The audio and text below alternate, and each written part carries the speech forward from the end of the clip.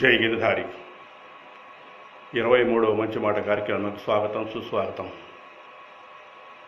మనం ఆనందం కోసం వెతుకుతున్నాం. ఎక్కడ దొరుకుతుందో ఆలోచన చేస్తున్నాం. వస్తువులు, విషయాలు, వ్యక్తులు ఈ విధంగా మార్చుకుంటూ వెళుతున్నాం. అనేక వస్తువులు మార్చాం. ఇప్పటికీ చిన్నతనంలో రేడియో దగ్గర నుంచి ఇప్పుడు కంప్యూటర్ అయింది, ల్యాప్టాప్ అయింది, తర్వాత ఇప్పుడు స్మార్ట్ ఫోన్. ఇప్పుడు మనం మాట్లాడుకుంటుంటే స్మార్ట్ ఫోన్ వరకు ఎన్నో వస్తువులు మార్చాం. ఎక్కడ సుఖం దొరకట్లేదు. ఇప్పుడు 2G అయింది, 3G అయింది, 4G అయితే ఇంకా బాగుండి అంటున్నారు, ఇంకా 5G కావాలంటున్నారు. ఆనందం అనేది వస్తువులు ఇంకా దొరకట్లేదు. వ్యక్తులు, అనేక మంది వ్యక్తులతో మార్చుతున్నాం. వాళ్ళ దగ్గర ఆనందం దొరకటం లేదు. కొంతమంది ఒక్కొక్కరితో స్నేహం చేస్తాం. వీళ్ళంత వాళ్ళు లేరండి, ఎంతో గొప్పవాళ్ళు, ఎంతో మంచివాళ్ళు అని చెప్పిన వాళ్ళు ఏదో సందర్భంలో కొంత వారికి వీరికి పగ ఏర్పడి తర్వాత అంటారు అటువంటి వాడు లేడండి, అట్లాంటి పగవాడు మన జీవితంలో నేను చూడలేదంటారు. ఎందుకని? అక్కడ ఏదో ఆనందం అనుకున్నాం, ఆనందం పోయింది. ఇట్లా మార్చుకుంటూ వెళ్తున్నాం. కాలం శీతాకాలం అయితే ఇప్పుడు చలికాలం బాగా మనం చూస్తున్నాం. ఇప్పుడు చలి పుడుతుంది, అబ్బాబ్బా అంటాం. ఎండాకాలం అయితే హాయ్ అంటాం. ఎండాకాలం వచ్చిన తర్వాత అప్పుడేమంటాం, రాళ్ళు పగిలిపోయి ఎండలు కాస్తున్నాయి, అబ్బాబ్బా చలికాలం బాగుంది అంటున్నాం. మరి ఎప్పుడు వర్షాకాలం అయితే బాగుంది.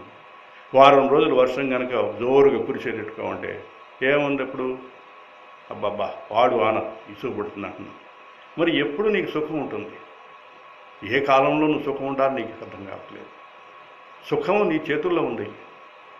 నువ్వు సుఖం అనుకుంటే సుఖం, కష్టం అనుకుంటే కష్టం ఏర్పడుతుంది.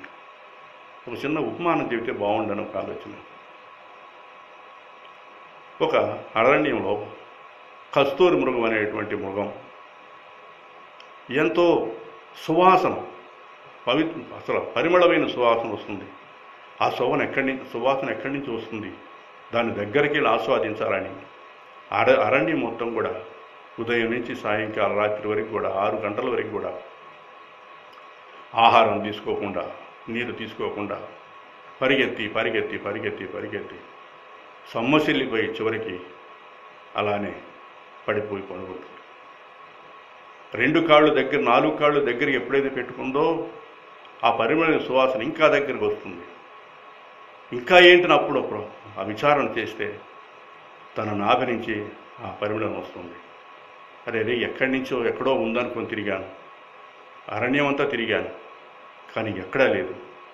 ఉన్నదేదో నా యొక్క నాభి నుంచే ఉన్నది. అలానే మన ఆనందం కూడా, సుఖం కూడా ఎక్కడో ఉందనుకుంటున్నాం.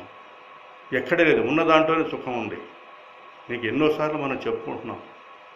ఆశ అనేది పెట్టుకుంటే అది మన జీవితాన్ని ఎక్కువగా తీస్తుంది. ఉన్నదాంట్లో సుఖంగా ఉంది, ఉండటానికి చిన్న గూడు ఉంది, ఏదో గుడిసె, తినటానికి అన్ని గంజినీళ్ళు ఉన్నాయి, కట్టుకోవటానికి ఒక చిన్న గుడ్డ పేలిక ఉంది. చాలా భగవాన్ రమణ మహర్షి జీవితాంతం కూడా ఒక కౌపేను, ఒక గోసిగుడ్డతోనే ఉన్నాడు. ఎంత హాయిగా ఉన్నాడు చూడండి. మరి రామకృష్ణ పరమహంస చూడండి, వీళ్ళందరూ కూడా, గాంధీ మహాత్ముడు మనకు తెలిసినటువంటి వాడు చూడండి.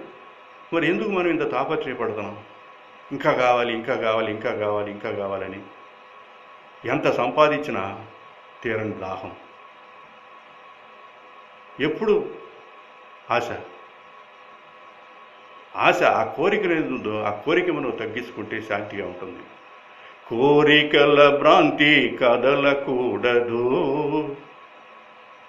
కాస్తాన కాంతి మరువకూడదు. కోరికల భ్రాంతి కదలకూడదు, కాస్తాన కాంతి మరువకూడదు. గురు సేవ లేక గుట్టు తెలియదు, గురు సేవ లేక గుట్టు తెలియదు. సమబుద్ధి లేక శాంతి మిగలదు. ఒకనాటికి వల్లకాటికి, ఒకనాటికి వల్లకాటికి, సొగసైన మేను సంతరించిన, సొగసైన మేను సంతరించిన, అందమైన నారి అరుదించిన, అందమైన నారి అరుదించిన, ఉత్తమమైన పుత్రులు దయించిన, సిరి సంపదలతో తులతూగిన, ఒకనాటికి వల్లకాటికి. చూడండి, ఎంతో అందమైన భార్య లభించిన, ఉత్తమమైన పుత్రులు జన్మించిన, కావాల్సిన డబ్బు సంపద ఏముందో అన్ని లభించిన, చివరికి ఎక్కడికి వెళ్ళాలి? అందుకే అంటారు, ప్రతిరోజు కూడా మీరు వాకింగ్ నెపం పెట్టుకోండి, ఏదైనా నెపం పెట్టుకొని ఆ శ్మశానానికి వెళ్ళి ఒకసారి దర్శనం చేయమంటారు ఉదయాన్నే. అప్పుడన్నా విచారణ జరుగుద్దేమో. ఒకనాడు ఆ ఎగిసే మంటలను చూస్తాం, ఒకనాడు నేను కూడా ఈ మంటల మీద పడుకోవాల్సిందే, నా శరీరం ఇట్లా కాలిపోవాల్సిందే, ఇందుకే జన్మించానా, ఏం సాధించాను నేను అని ఆ శ్మశాన వైరాగ్యం అన్న లభించుద్దేమని పరమేశ్వరుణ్ణి వేడుకుంటూ ఈరోజు సెలవు తీసుకుంటున్నాను. హరి ఓం తత్సత్.